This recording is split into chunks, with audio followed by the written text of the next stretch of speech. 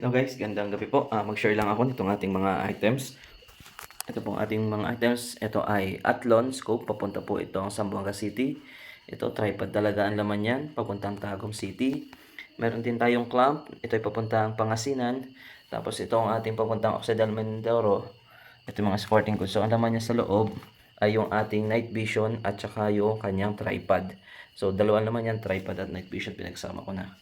Tapos may possibility pa tayo. Itong ating mga gamo ay may possibility pang mabenta. Itong isa, tinetest ko to nung Saturday or Sunday. Hindi ko lang natapos kasi may isang client tayo na kumuha ng P35X. Tapos itong isang ito, ayan, hindi ko pa yan natetest. Mga bago po yan. Tapos ito nga yung sinasabi ko sa inyo na common issue niya. Ayan, nagkakaroon ng rusting itong part na to. Ayan, tsaka yung dulong yan.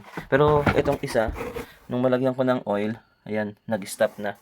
So, silicone oil lang pala ang kailangan para hindi na siya tumuloy.